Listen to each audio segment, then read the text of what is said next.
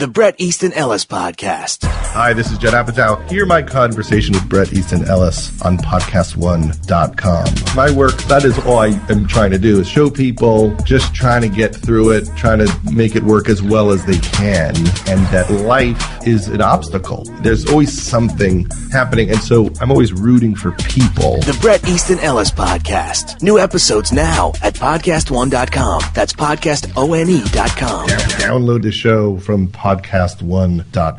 The following program is a podcast1.com production. Podcast1.com presents the Ask Women Podcast. A place where two comics and a professional wing girl get together to dissect the female mind. You don't know how I feel. And explain it to men in terms they can actually understand. Booze. Now, here's the lovely ladies of Ask Women.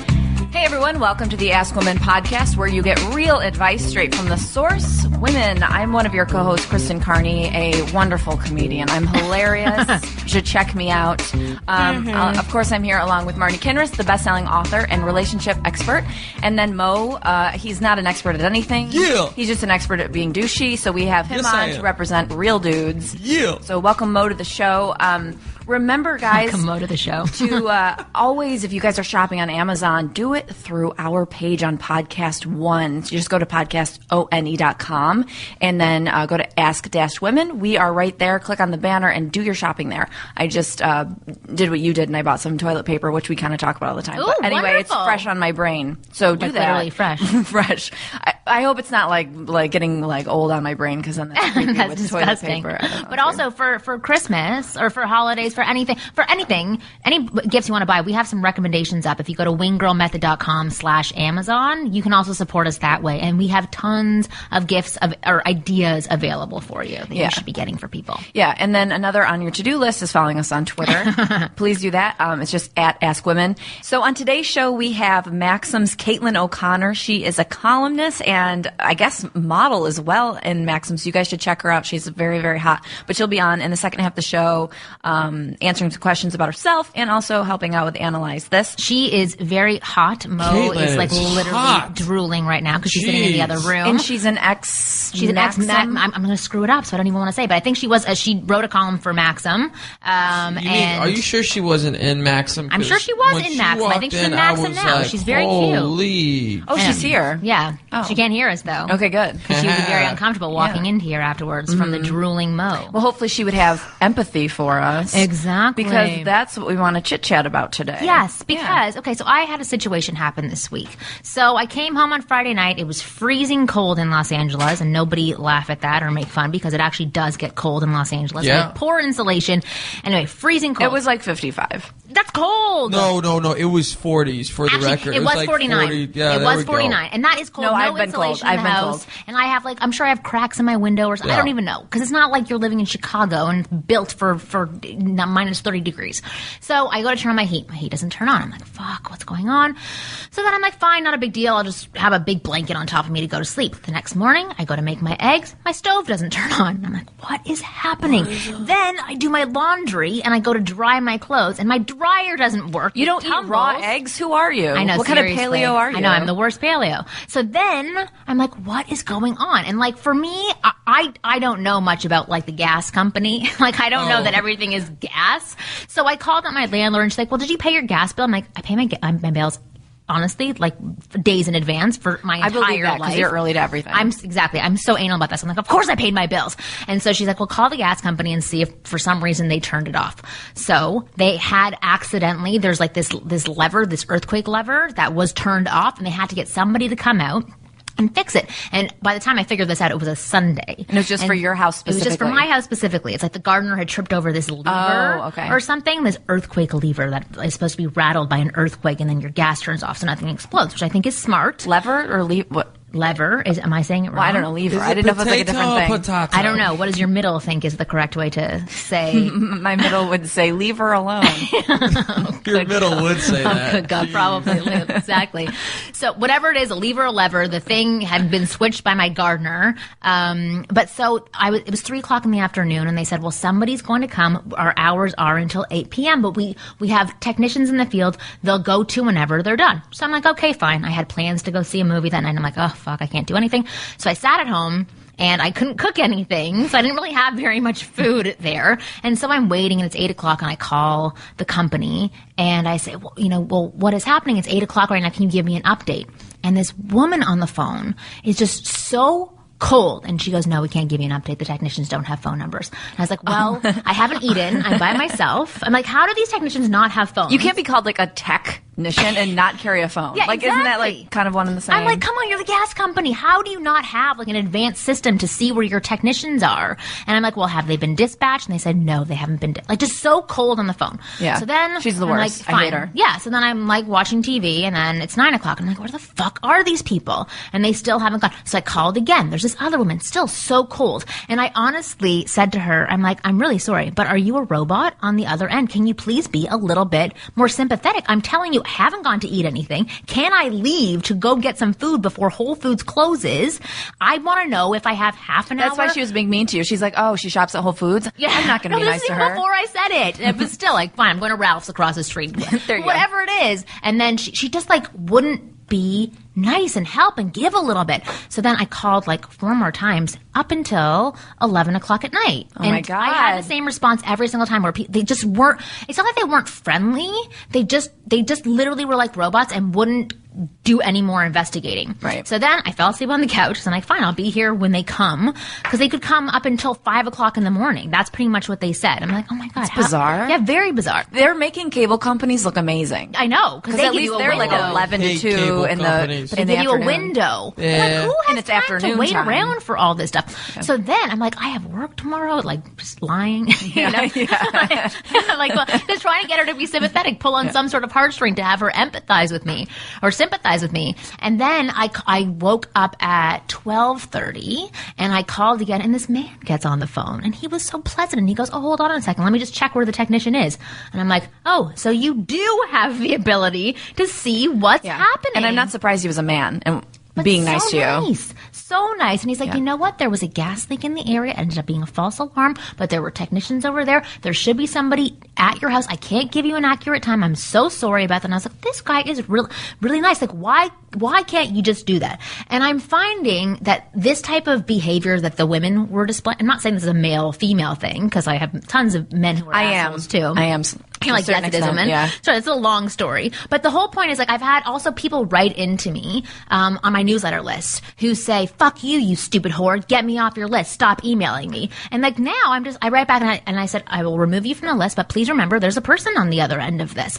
And the thing is that if you're putting that out there to the world, even if it's like the safe world where it's online, and even with these women where that's what they're putting out there, that's their first response of defense, thinking that the world's against them, like that's what you're projecting to other people. So whether you're in a relationship, I feel bad for your significant other if that's what you're first projecting, but if you're not in a relationship, you're going to have a hard time if that wall is up constantly, if you think people are just out to get you and kind of fuck you over. Yeah. So for this week's chapter in the Man's Playbook, I want to talk about empathy, sympathy, and appreciation.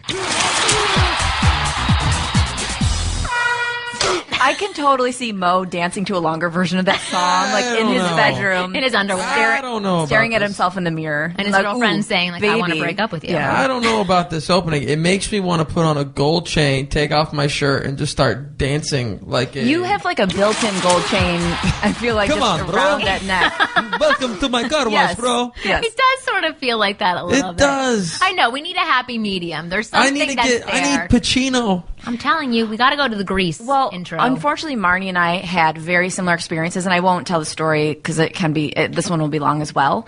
Oh, are you saying But that it I is was boring and directed. long? Well, you were super boring and long. You took up all my space, and I'm pissed. So I'm not going to show you any empathy. Sorry. No, I was in traffic in San Diego for several days last week, and everyone there was like, they would punish you if you did anything wrong, like in terms of driving. I'm a very good driver. I really give myself credit. But I've driven with you. Yeah, but I was having a hard time finding where I was going, and 0 people would show me any sort of courtesy, saying like, "Here, desperate human being, like go ahead. I can tell you're like struggling to find your way." And so, So she's cutting you off? well, people were like, for some reason, I don't know, I wasn't really doing anything wrong, and I sound like I'm making it up, but I got flipped off like 2 or 3 times in a row, and I was like, what the fuck? Like, I didn't even do anything. Like, I'll admit if I did something. Like, I'm the type of girl who will admit if I'm the one who farted and that's why it smells. It's the same thing. I would admit if I was doing something wrong, but I was like very innocently just minding my own business, listening to Christmas music.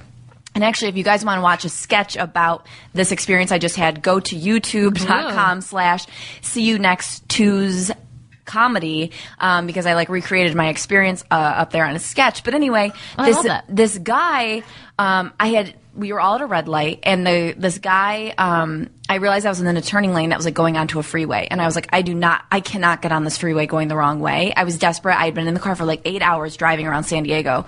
So I put on my blinker trying to move over right, and so when the light turned green for all of us, I tried to scoot in. The guy got on my ass who was behind me. Of course, he was in a giant black SUV. No offense, Marnie. It was a really nice car, so the guy feels super entitled, and he's obviously a dick. He got on my ass because I drive a shittier car than he does, and just flashed his lights and tailgated me. And so I had it up to here with dealing with this for the past couple of days. So I hit my brakes to have him back off because he was tailgating me with his high beams. And so then he backed off, but then he came back up on me again, put on his high beams, and I slammed on my brakes again. Wow. And couldn't you have just gotten out of the lane you were in? It was a single lane at that point where this was happening. Yeah, you could have pulled over and let him by. No, I couldn't have. Don't even get out. We're getting in bitch mode, all right? And you want to get on us? You're going to get hit, buddy. Let me tell you something. No, the guy had no empathy from the beginning. I could have been, it was dark out, it was late, I could have been a little old lady driving a Mazda 3, and he was bullying this person and scaring them to death. Yeah. So I would not pull over at this point because I literally had nowhere to pull over. I'm not going to start playing this game of you won kind of thing. So anyway, once we drove probably about a mile or two, he got up behind me, again, once we got to the red light, really close, then pulled around, rolled down his window, and started screaming at me. And I basically was what I was trying to say, but in this circumstance, you cannot explain your situation. No. He's not going to be listening. What I was trying to say is that what you were saying? Right. I'm so sorry. Well, what I wanted to happen was a communication. I wanted to say, I've been in the car for 8 hours. I'm not from here. I'm desperately trying to find my way. It's dark. But you can't do that, so all you can get out is a fuck you. I'm like, yeah, well, right. Fuck you, because I can't summarize what I'm actually trying to say and have a legitimate conversation. Well, so Kristen almost got killed in San Diego. No. So this is what happened. I will tell you, because I don't want to totally make this public, but I am semi-psycho, I guess. The guy kept screaming at me, so I said, get out of the car. Let's have a conversation. So I pulled over. Oh, my God. He wouldn't get out. So I walked up to his window, and I knocked on his window. And I was like, roll down your window. He wouldn't roll it down. He's like, you're a psycho. I'm like, well, I'd rather be psycho than be a rude asshole. And so I said, I'm not from here. Cut me some slack is what I was trying to say. Yeah. And then I hit his window with my fist. Oh, my God. That's exactly what I did. There is no empathy on your end. Holy shit. You didn't have empathy for him either. Okay, no, at this point I didn't because he kept perpetuating this. He was tailgating me. He was saying things to me. And it's there's no need for this. We don't have to. Okay, well, the message from all these stories we could probably edit this down. Is that women are crazy. Because Kristen's crazy. Women are nuts. That's what bothers me. Women aren't nuts. What I'm looking I'm looking for is some justice, in this world. Because everyone is a goddamn fucking asshole and they get away with it all the time. And Hold on 1 second. Okay, stop. We're getting off track here. So the whole point was to be more cheerful around the holiday because time. It's supposed to be the holidays. That's what we're trying to get to. Consistent. We're all bullying each other constantly. Yeah, 100%. And I think that you're going to bring that to your dating life. You're going to bring it to your marriage. You're going to bring it to your relationships. So the main message, honestly, from this. Can I step in for the dudes for a second here? There is no dude-female conversation. Because here's the problem, and I notice this with all dude women. Asshole drivers? No, it's a dude, female. Us dudes, we don't take shit personally. Okay, we slough it off. Oh, this guy's behind me. You know what? I'm just going to pull over and let him go because I don't want to deal with this shit. Oh, this chick's not giving me the answer. That's okay. I'll figure it out on my own. You chicks take everything so freaking personally. But that's a good thing to know. As though it's a personal stab at yourself. But that's a good thing to know about women. And then you brew on it. And then you plot. and then you go out and you murder people. Absolutely. And you're cold-blooded and cold-hearted. No, but you are absolutely scary. correct. There are way more man murderers, I had this client the other day, and this is like a better segue from what we were talking about before.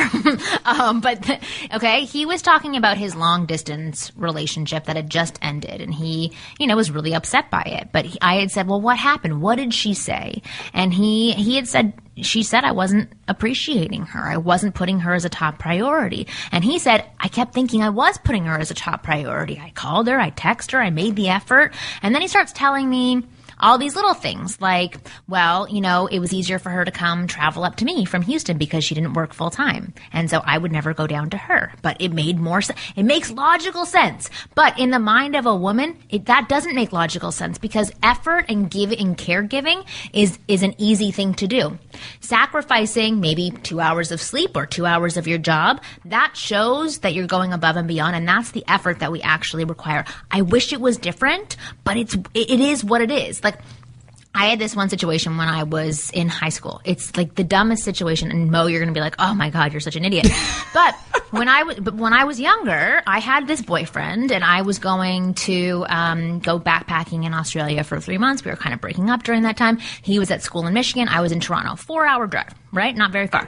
And I was leaving on a Sunday, and he could have booked to come home on the Friday to come see me, but I kept asking for it on the phone, and every time that he would say no and give me the reason why it didn't make sense, it's like literally like my heart broke every single time, because I'm like, I would do that for you. Plus, I would take 9-hour bus rides to go see him up in Michigan to spend 2 days with him. So I'm like, why the fuck can't you?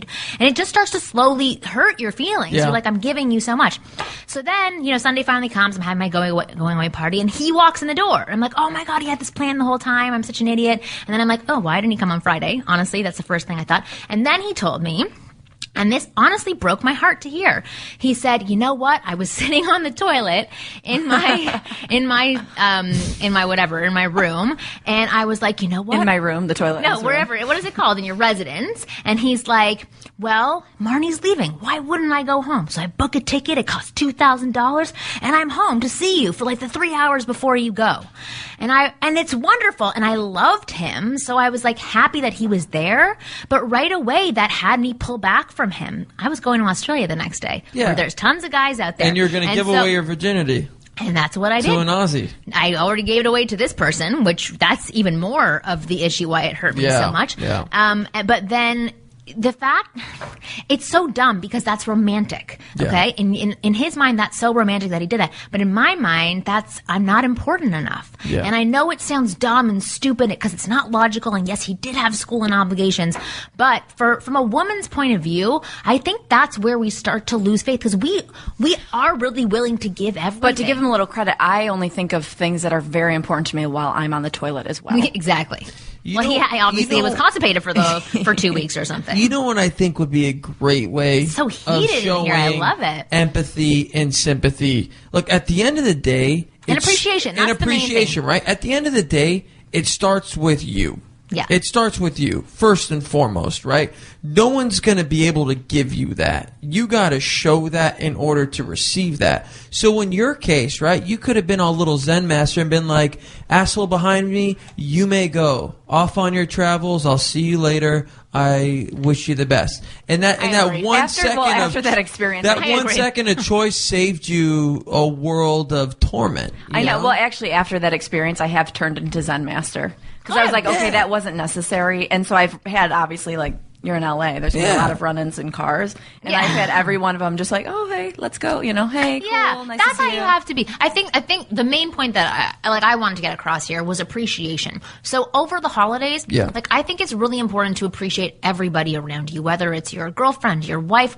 But it's not even just appreciate them. It's like letting them know that you appreciate them for who they are. Yeah. Because for me, when I stopped feeling valued, listen, I've taken a long time to realize I'm awesome. I'm not afraid to say it. I'm not shy to say it. I don't think it's arrogant to say it. I am an awesome person. I have wonderful friends. I do great things. Got huge boobs. I have huge boobs. I'm very proud of it. And that was really hard for me to say a long time ago because I didn't believe it. And I value a lot of things in my life and about myself that I've worked really hard on. And if the people around me, including, my husband or even my parents, if they don't value those things in me, or at least let me know every once in a while, it as strong as I can be, it does become sort of belittling after a while when those things aren't called to your attention. I work really hard to appreciate my husband. I mean, I probably don't do this for other, my family. I'm really bad at it. But I work really hard to appreciate people for the things that they're good at and the things that I know mean a lot to them. Because it means so much to them and it helps you have that connection. So again, for the holiday time, for your family members, for people even on the street, drivers, just appreciate them for being human so that you can breathe and not freak out in the car, breathe and not freak out when the gas person is being a bit of a robot. But overall, just allow everybody to sort of feel good about themselves, which helps you feel good about yourself. Well, also for someone like me who's, semi-self-involved, pretty involved. Semi. The holidays, I don't want to sound like Oprah-y, but like the holidays are a really good time to do that. And I show that, and it sounds a little shallow, but I show it through like the gifts that I give. I put a lot of effort into what I give people. And again, it's like it's a physical item, but I'm always touching upon something that means a lot to them. Not just something that I saw at the store that I'm like, oh, this is cute. I really, truly go through and I think, what experiences have we had together? Where have we been together? And what meant the most to them? And I truly find those gifts, except my brother has no experiences, so I'm giving him like $100. But other than that, I think that's a really good technique to use if you don't know how to show appreciation all the time. Listen, because it's hard to communicate. I'm going to argue with you on that, because I was listening on the radio this morning, and they had done a survey, and it showed that people who spend time picking a gift that means something, right? Well, then they asked the people they gave the gift to, and the people who they gave the gift to didn't even care. Well, they would have liked another gift better than that gift that they were given that actually meant something. Ew. So no, but this is a love language. And I feel like in this country especially, right, we give gifts to people, or we expect gifts. Like a gift is a gift when you don't know who it's from. That's what a gift is. It's something given to you out of the pureness of someone's heart. I love how Mo's pretending he's deep right now. No, I'm just getting after it for a minute. No, it's really smart. I was telling Kristen before, because we were talking about this. Okay, for the 5 love languages, which is a book that everybody should read, because it identifies what your love language is, the way that you receive it, and the way that you give it to other people. And Kristen and I have a very similar love language. We speak the same language of love. Wow. We are. It's Arabic. What did I say it was? Not quality time. Oh my God! What the hell is it? Our love language is Arabic. What is it? Shit, acts of kindness. Acts of kindness. Acts of kindness is our love language, which means that's the way we give love and that's the way we receive love. So if people aren't doing acts of kindness for us, we don't feel love. It's a weird thing. So let's say mine's act of kindness and Mo's is words of appreciation, and you tell me all the time, I'm wonderful. I'm not going to hear it unless you do an act of kindness for me. That's kind of what it's to know about the person you're involved with. Absolutely. I feel like this is a little bit all over the place, but I think, like, at a whole, what we're discussing is about, like, really being a good person during the holidays and into the new year. To take a breath and not really project. If you're having a bad day, like, don't project your shit onto other people. Like, give people the benefit of the doubt. Appreciate the people around you. Like, rise up higher than that douchebag who was tailgating Kristen. Thank you. You know? Can I just think it was Mo. Yeah. This actually goes for, like, year round too. Yeah. No, not just for the holidays. But I'm saying start it at the holidays. Right. This is an easy time to be nice to people. What do you think is the perfect world, Art? Yes. As a matter of fact, and by the way, I really appreciate Mo's perspective. See? There Thanks, you go. And not ours? Yeah, well, let's go hand to hand on the glass art. No. No, we're not having any of this. Okay, well, I think that wraps up this week's episode of The Man's Playbook. We'll be right back with Caitlin O'Connor, and we'll get to your Analyze This questions. She'll show you her beautiful face when she comes in shortly after the break, and we're going to have a segment of Analyze This, but go get some gifts for the holidays. wingirlmethod.com/Amazon.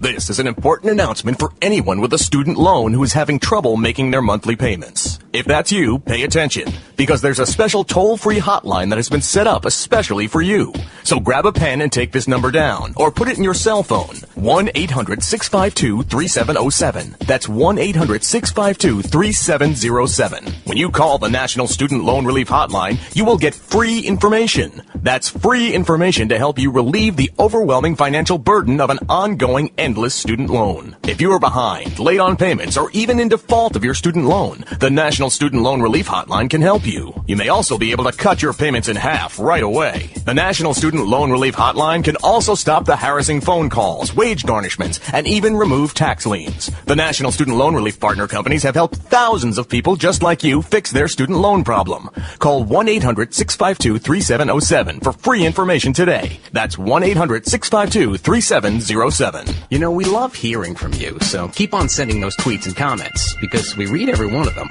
Your opinion is important. That's why we don't want you to miss the chance to take our listeners' survey at podcast1.com. You see, your responses will help us make this show the very best it can be. It's not a lot of effort, because it'll only take you about 3 minutes, and you'll get the instant gratification that comes with knowing that you helped us get better. So do it now. Take the survey at podcast1.com. That's podcastone.com. And don't forget, keep those tweets and comments coming. You're listening to the Ask Women podcast, a Podcast One presentation. Whatever. Hey guys, welcome back to the Ask Women podcast. Oh my God, I just spit. Don't tell anyone I just did that. We are here with the beautiful Caitlin O'Connor of Maxim Magazine. Oh, thank you. Hello. Thanks for coming today. Thanks for having me. It's so good to have like another. I mean, we're attractive, but it's nice to have, another attractive female, because we've actually lately had all men on our show. So let's be honest. I was thinking, have we had other women? Because then you're calling them ugly.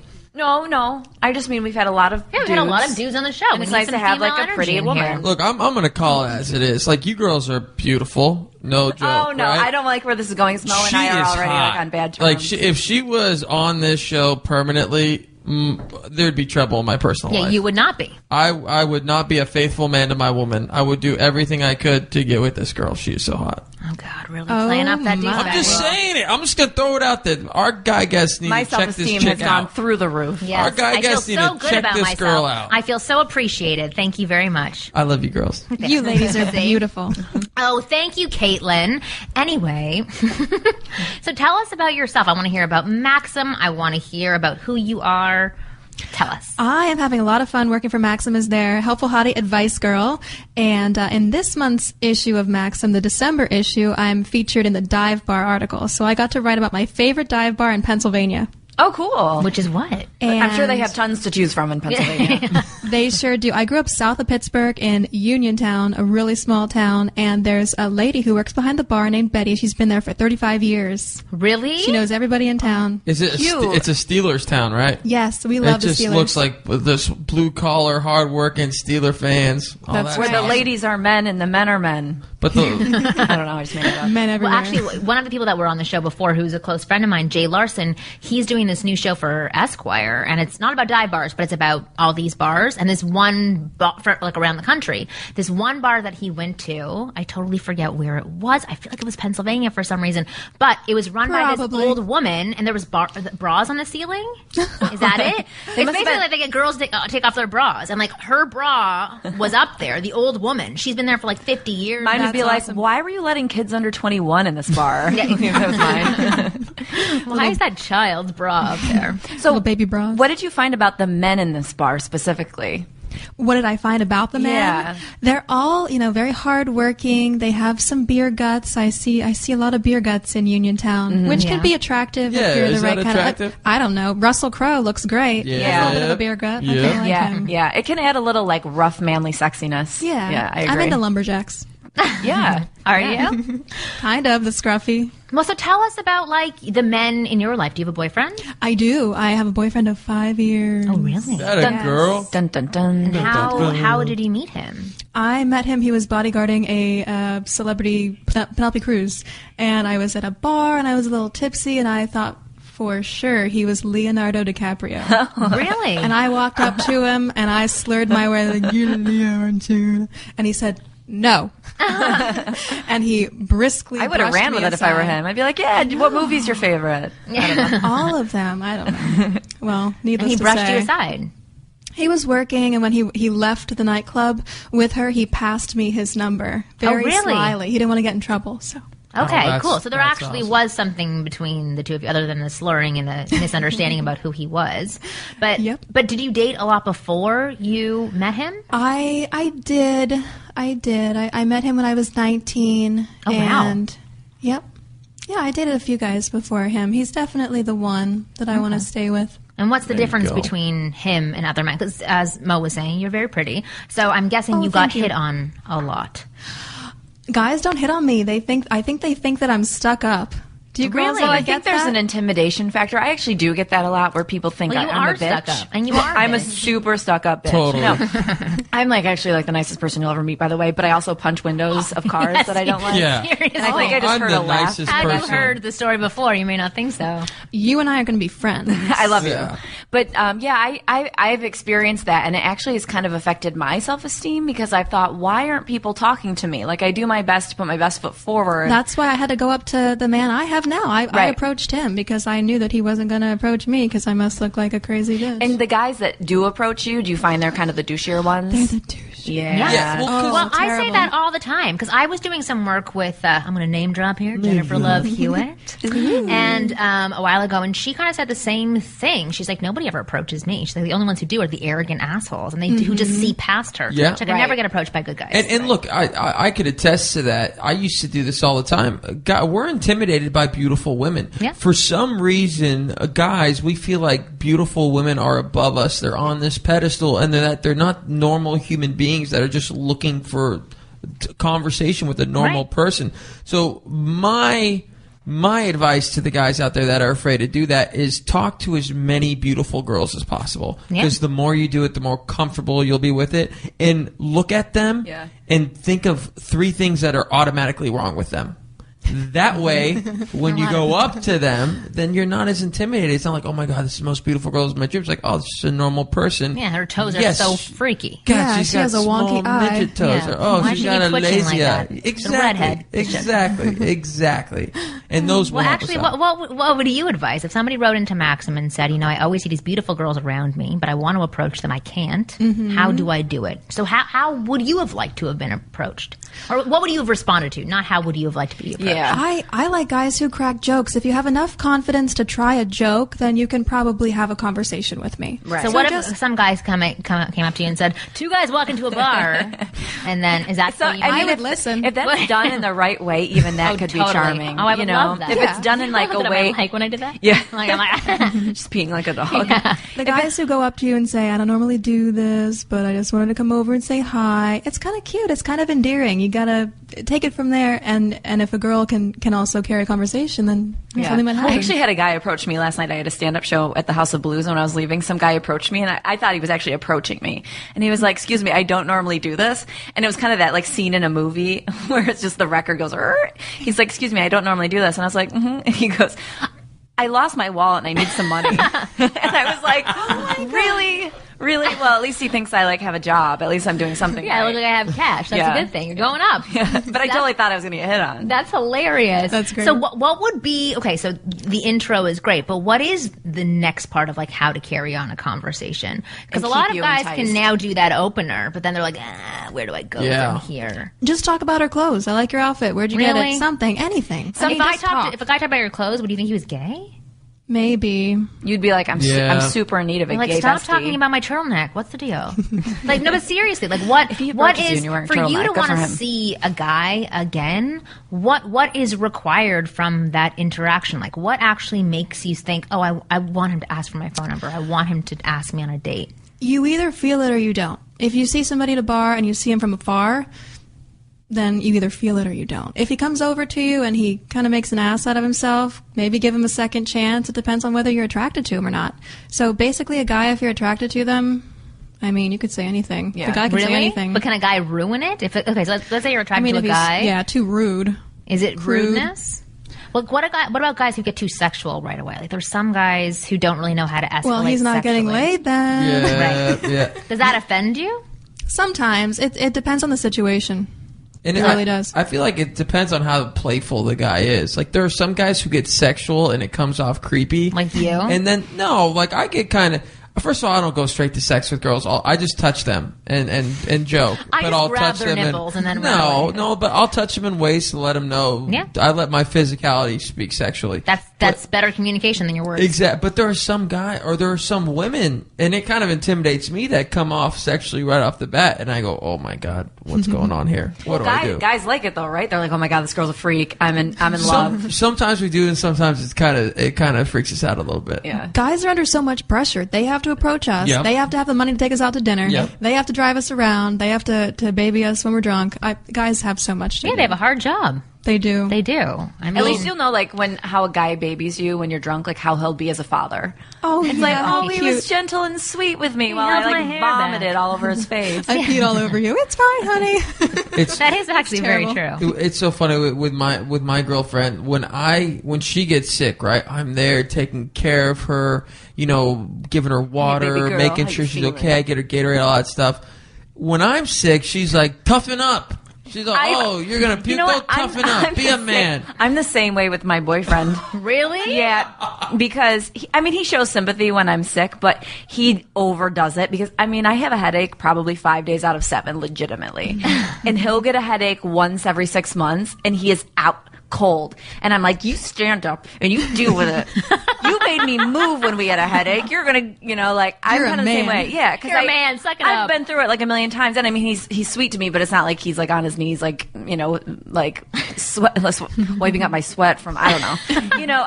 I do the same thing, but it's because I don't know why it's because, but anyway, let's move on. Men don't have the same pain threshold that women don't. do. No, they don't. I mean, we bitch out when we get sick Oh my because God, we my can't. husband's a baby. Yeah, I am too. What's happening to me? Like, sniffly little jerk. He got, you have a sniffle. Come on, get out of bed. He got a headache for like 2 or 3 times in a row in a week. He went to the emergency room. No. I'm like, that's what I live with daily. But anyway. God, that's great. Yeah. Well, really in cute. terms of appreciation, we were talking about appreciation before.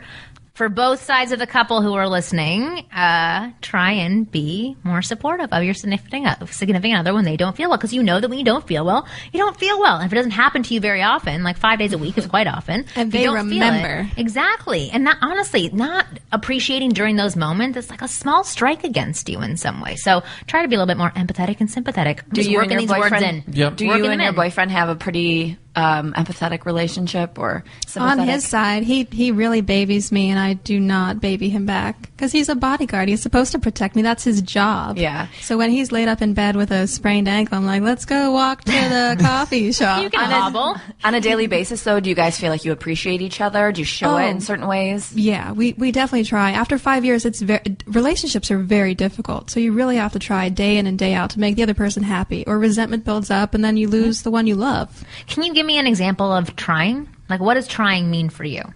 Oh, what it means for me. Like, what does it mean to try? It's tough to make somebody happy. So if he'll bring up something he's resentful for, let's say 4 years ago you told me that you liked Chris Hemsworth and I just hate that guy, and he does talk like that. And I just tell him, but I love you much more. You're much cuter. You can't say, yeah, I love him. What Right, about you have it? to feed his ego a little bit. Yeah. Okay, so that's somebody else will. That's your way of trying. It's like to help him by Make him appreciating. feel Because he needs special. that. It's like important to recognize what someone needs. It's not what you need, it's what they need, and then fulfilling that. Yeah. So the opposite of that, like if you weren't trying, you would have said, "Oh my God, I would that's have- the stupidest thing I've ever heard." Like that's Yes. 40 years ago. Oh, yeah. And I would have, if I That's wanted to probably really what I make him would have mad, I said, would have yeah. put him on my phone as my background and said, here he is. Yeah, I mean, exactly. guys are super simple. Okay, we just need a blowjob and a sandwich, and we're happy. That's just Mo. He has like Women- 2 brain cells. I'm just saying. My husband doesn't that's- eat grains. I'm telling you, just if you feed us and you give us sex, we will be the happiest guys ever. We will shut up. We will not complain about anything. From and my we own will experience, treat you so good. Yeah, is so that's very true. true. But we actually require a lot more. Oh my God, so you when we women don't are get so it, complex. we don't want to Oh. give the sandwiches and the blowjobs. Trust me, I have all this knowledge in my head. I know how everything should work. I know how to be the perfect wife.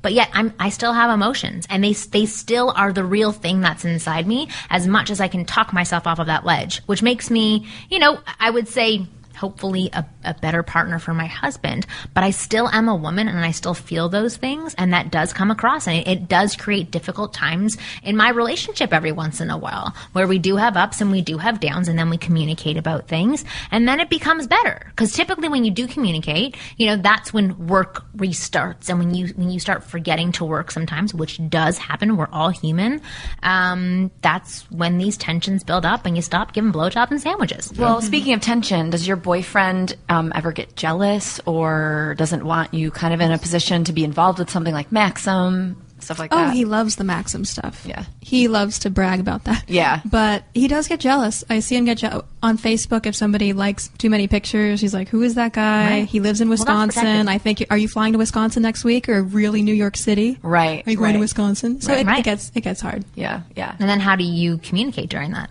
So when he does say those things. I yell and scream at him, and I tell him I'm tired of him being jealous. Yeah. I have to admit, it gets really tough. There's it's like when guys are allowed to be insecure, but when the insecurity gets in the way of a relationship, I know, like with my boyfriend, similar things happen. He's like ultra insecure a lot of the time, and a lot of guys are. And I've just learned to let it roll off my back, but it does build every time I let it roll off my back. It falls into a pile right behind my back, and it's starting to build. You know what I mean? Oh yeah. And so then I do start getting angry, and then you'll have an issue where you like lash out, maybe like you do at a car that tailgates Exactly. you. You take it out in certain ways because that guy was getting what her boyfriend should have gotten. Yeah. That makes sense. Okay, so you're saying you do, so that does frustrate you after. It's so frustrating. I'm sure I'm equally frustrating when girls try to talk to him. Yeah. Why do you get mad at him as well for doing it? He gets mad at me for asking who they are.